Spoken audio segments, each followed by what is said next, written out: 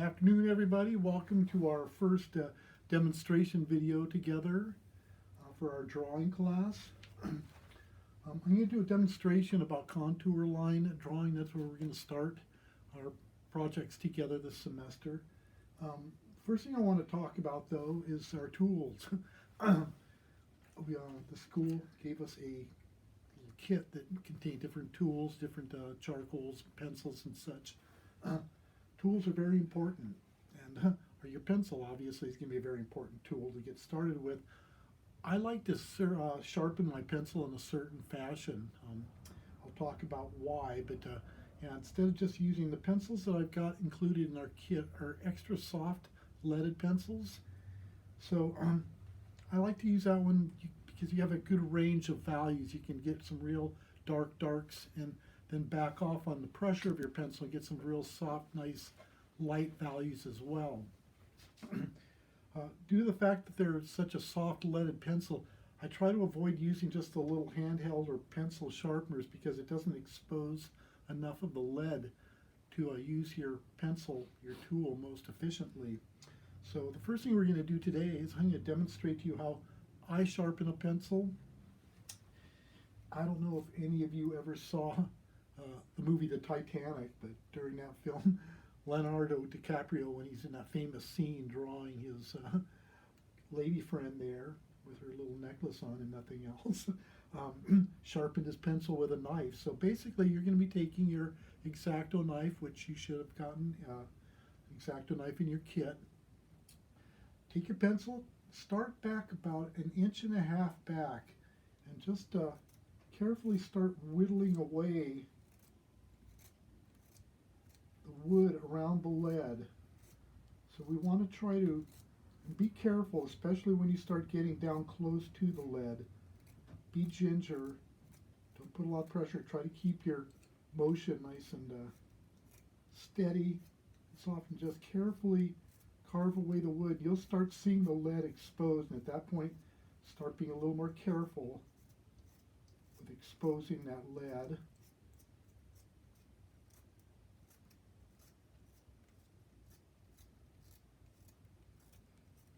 Hopefully, and sometimes that lead will break right when you think you've got it exposed. Boom, it'll fall off and you get angry, but it takes a little practice, but you'll eventually get it, and you'll, again, once you start getting down close to the lead and it starts becoming exposed, back off on your pressure as you're whittling away the surrounding wood until you get about 1 inch of lead or a little more exposed. This is wood whittling, pencil whittling 101.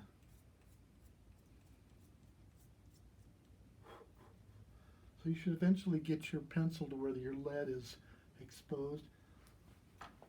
In your kit you had a little homemade sanding pads. I had to put those together specially because the school didn't remember to order them. But you've got a sanding pad. Take your pencil and now lay it over and rotate it in your fingers as you run it across this sanding pad. I know the ones that I put together only have a cardboard backing, so you may need to put that down on the table. What you want to try to do here is just softly turn that. You want to get a nice, long, smooth taper to a nice, sharp point. Keep rolling that in your fingers.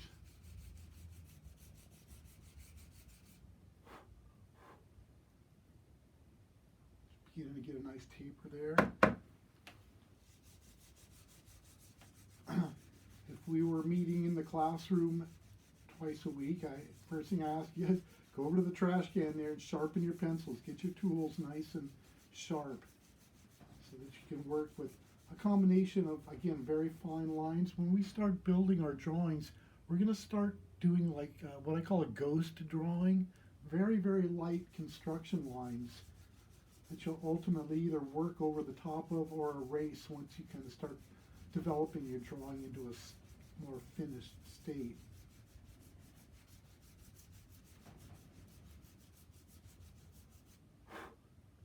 there you go. Now we've got this to a nice deadly point. Set my sanding pad over there. I'll hold this little thing around the back so you can kind of see how nice, sharp, tapered point that you get, and it's a nice long lead. The advantage to having your pencil sharpened this way is not only can you create nice, fine, sharp lines, but you can lay your pencil, once we get into working and doing continuous tone drawings, you can lay your pencil over and lay down washes of value.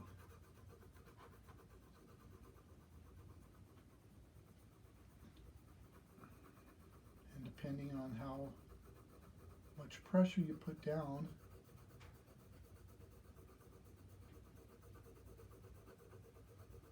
the Strathmore paper's got a wonderful tooth to it, number 400. But you can go from and again, we've got these soft leaded pencils that will put down a very good, work up a really nice rich darks if you like. This also assists in keeping your point nice and sharp. So that's one of the reasons that I like to sharpen a pencil like that. Like again, if you just use a regular pencil sharpener and it's short, it's going to become dull and very heavy looking very quickly. So that's how I like to sharpen my pencils. I encourage you to practice it. And again, you've got two of the general 314 drafting pencils, which are this one is a different manufacturer here, but it's the same one. Very, very soft leaded pencil. So once you've got your pencil sharpened to a deadly point there, I want to start looking at your model. I'm going to do my little flip-flops here. Where do we start when we're looking at things? First off, I want you to make every effort to draw large. Don't try to squeeze. This is one of the reasons I had you pick up the larger 18 by 24 drawings. Is those drawing pads that were too small. When you're working tiny, I want you to be able to get your arm into it, especially when we start doing full value continuous tone drawings. So in the introduction of our class, I talked a little bit about learning to draw is learning to see differently. Start, looking at shapes. This is simple, obviously a very simple little object shape-wise, but there's many different shapes. I'm going to see this area back here is a shape. This little strap is a shape. There's all these little different shapes, and they work in conjunction with each other. So you want to be able to start identifying those. You want to look at lines. And again, this morning we're going to start off with contour line. I'm not going to worry about putting any value, any shading in whatsoever. This is all just going to be line work to define the exterior contours of the shape, and then we'll come in and do the cross contours for the interior shapes. But first thing I want to do is kind of just, and again, you may not be able to see very clearly. Kai, can you see these lines I'm laying down that are very light? A little bit, yeah. Sometimes you're going to hear the voice of my good buddy and fabulous artist Chris Kyler.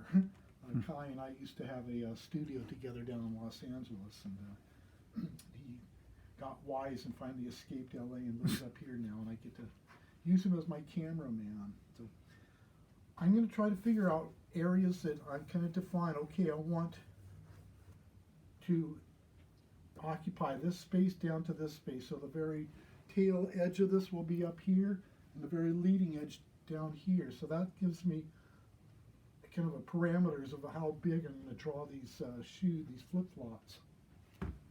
Next thing I want to do is judge the angle. This flip-flop is actually projecting towards me, so I want to kind of, where do I start? Oftentimes I'll just hold my pencil up perfectly vertical and try to judge what the angle is. So I'm holding it up and I'm looking at the angle that the shoe is coming down at. I'll make a judgment. And here again, I'm going to be drawing very, very lightly. I'm going to pick out this plane that is the sole of the flip-flop. And I'll kind of just start there as my kind of basic guideline. Obviously the back of the sole's a little tapers in, comes down here, and around. again, I'm working very lightly because I'm going to go ahead and adjust these, make little adjustments along the way. Just a little ghost drawing of that surface that the sole of the shoe is, or the flip-flop. Okay, so now I basically got that surface defined here. Let me look at the other flip-flop in relationship to this one here. Again, I'm going to look at that angle I'm seeing back here and establish that. Looks pretty level when I hold it out level. How far out does it extend? Perhaps there.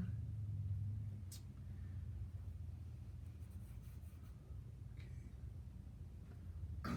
Now I'm going to look at this very edge here because this is what goes back and runs into this line here. So when we're doing contour line drawings, we want to follow the exterior contours and see where one line starts and where it stops. And I can see this one back here kind of connects with this edge right there. So I'll use that as my cutoff point there.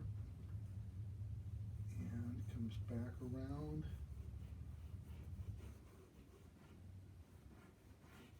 And it looks like it tapers just a little bit and comes into, connects right about there.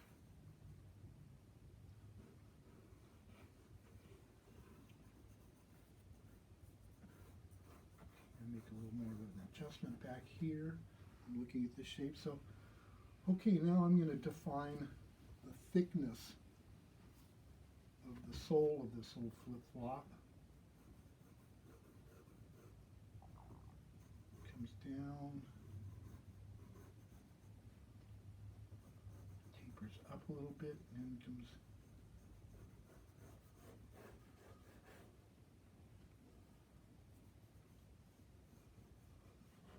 and around.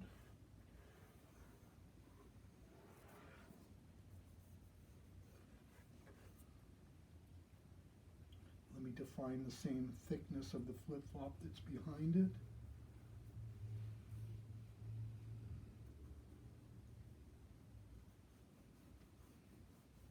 Notice how I hold my pencil.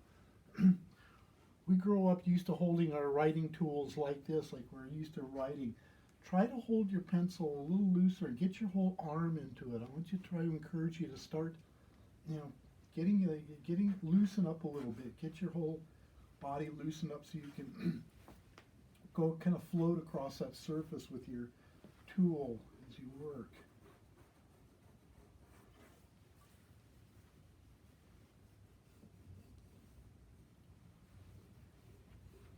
Okay, so now I've basically got the main shapes defined. Now I've got to come in and get the straps that go over. Let me make a judgment. Where does this little toe strap come in and tie in with the bottom of that flip-flop? Maybe right there. I follow that up and I look at where this ends, and I can see that extends up a little bit higher than that line that I see in the background. So when you come up and see that,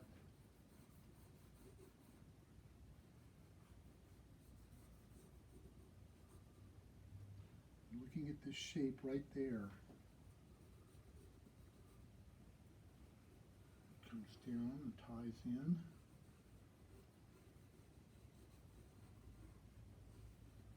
Again, working very, very lightly. Let me look at this shape back here, where this comes back and ties in with the back of the flip-flop. All I'm seeing at this point is a shape that looks like that, and actually goes back and ties in with the back of the flip-flop over there.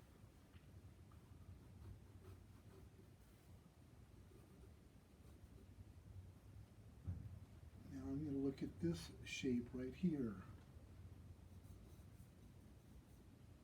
See, that comes down.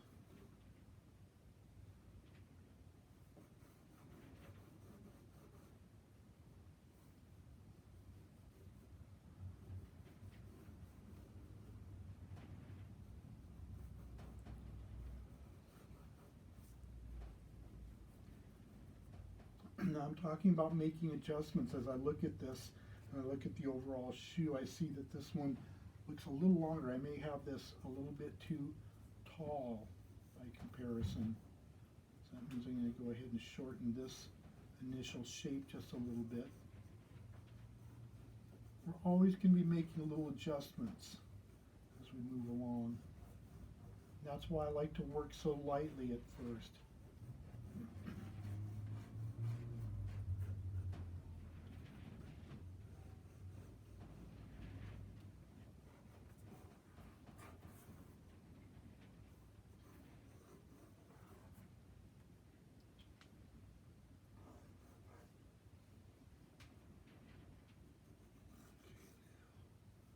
Go ahead and make a little adjustment here. Looks like I'm a little bit long with my initial line.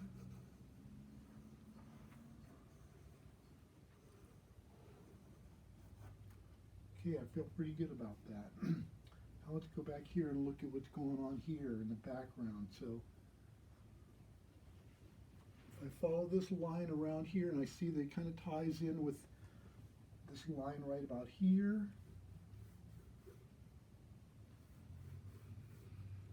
I look at where this is, the top of that one in the relationship to these two. So it ends right about here. Comes back and ties in right there. See another little shape that is this shape right there. From an oblique angle, a little bit of an angle there.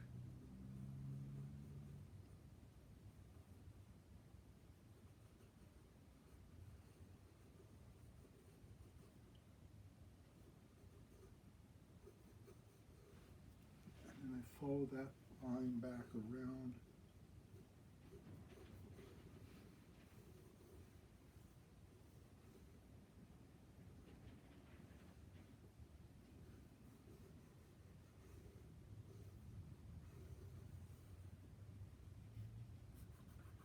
Okay, now I'm going to start looking at some of the other little details. The bed of this flip-flop's got, here's the actual rubber sole itself. Rubber Soul, there was a Beatles album called Rubber Soul. Great record from back in the day. And then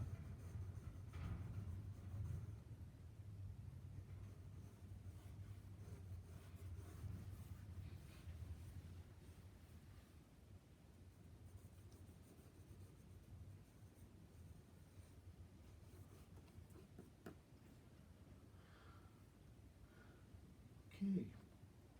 I think I've got all the real basic information that I need in my ghost drawing. Now I want to talk about line quality a little bit. Now I'm going to start using more of the tip of my pencil and kind of leaning on it a little further and kind of emphasizing these lines.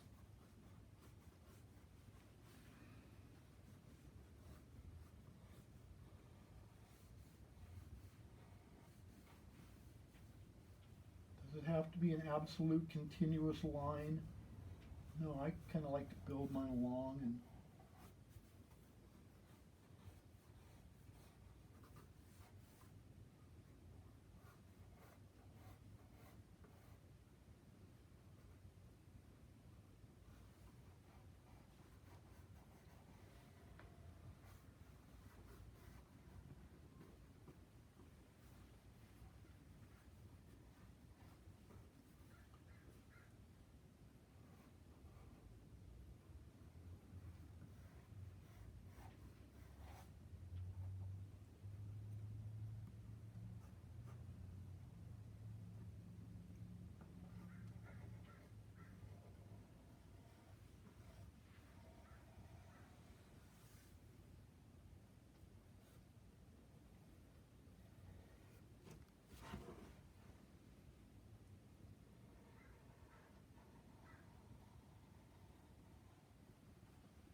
notice how I use my whole arm.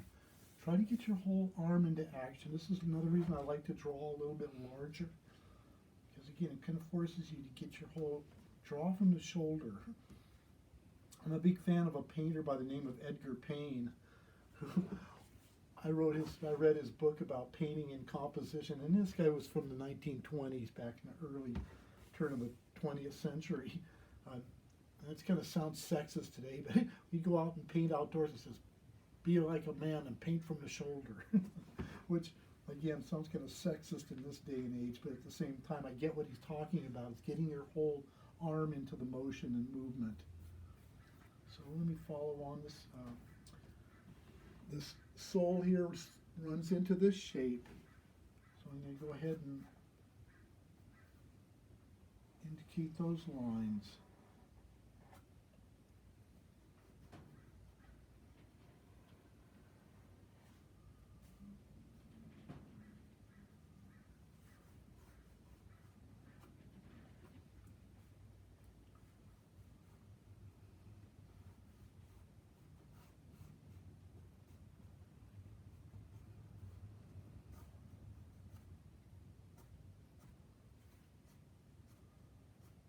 Sometimes it's kind of fun to give a little bit of pop to your drawings where lines intersect. This line comes around and intersects with this one. Maybe just give it a little bit of a flare, a little bit of a pop to give it some interest as it travels around the object. Let me go down here and continue this line out here.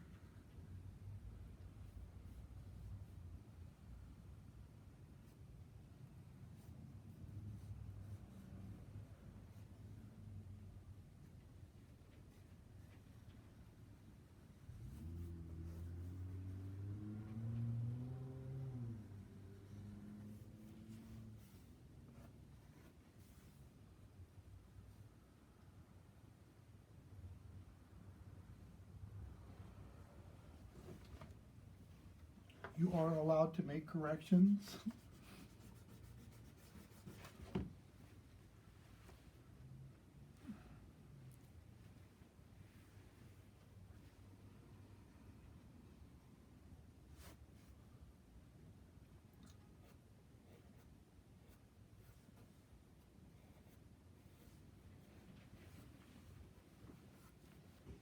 Okay, let's see what we got going here now. I think I've got that one placed a little bit out of where it should go. So I'm going to get this little strap between the toes.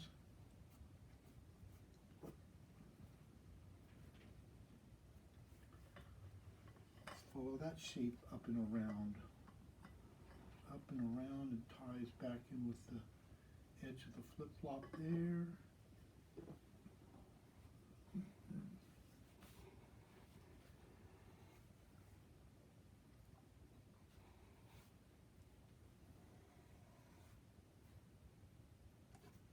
See some little fabric on either side of that. And that little bit of detail.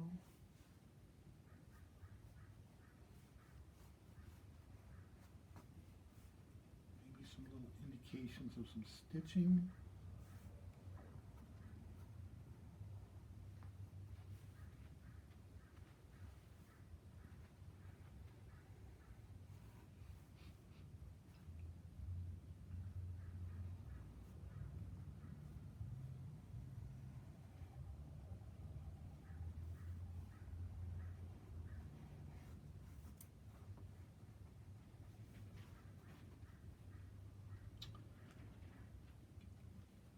And as I look around,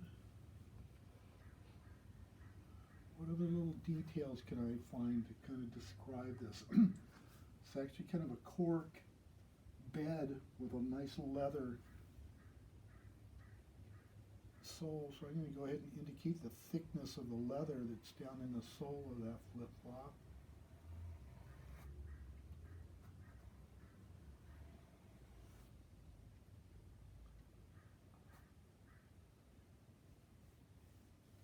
And then there's some other little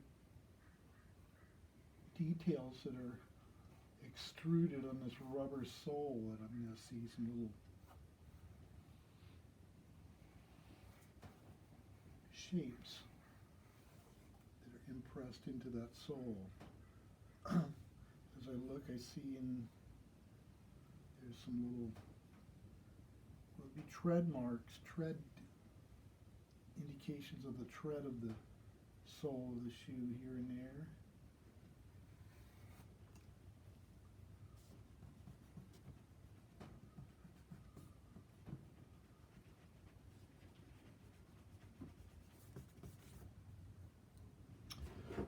Okay, I'm feeling pretty good about that one right now. Let's go back here and start getting the information in on this flip-flop in the back. I'm going to go ahead and start with that line that follows around. Again, I start at one point where it joins in. I'm just kind of using that little ghost drawing I've already laid down as my guide.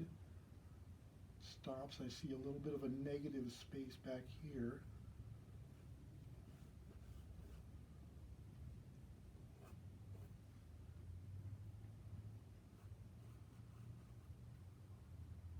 See the thickness of that cork bed and the rubber of the sole.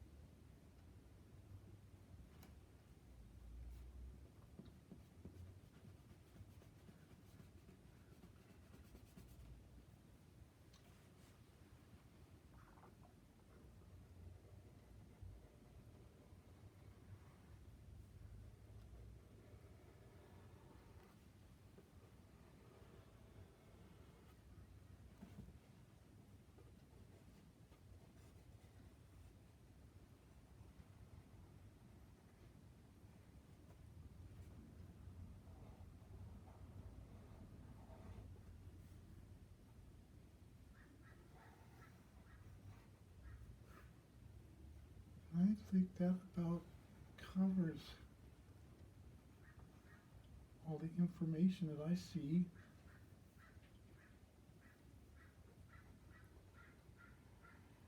Yeah, just a simple contour line drawing. Remember where we started. We wanted to figure out the dimensions that we wanted to fit this drawing into in relationship to our page. Also think about when you're looking for angles and stuff, hold your pencil either vertical or horizontal and keep that in relationship to the horizontal or vertical and horizontal configuration of your paper. So, nothing too deep or ground shaking about this. This is just, we're going to start again, learning to look for angles, look for shapes and places to start. Quickly, and next week I'll take you and start introducing you to the use of an ellipse to get a little sense of perspective. But this little flat drawing here involves a degree of perspective. This flip-flop here is extending out towards us.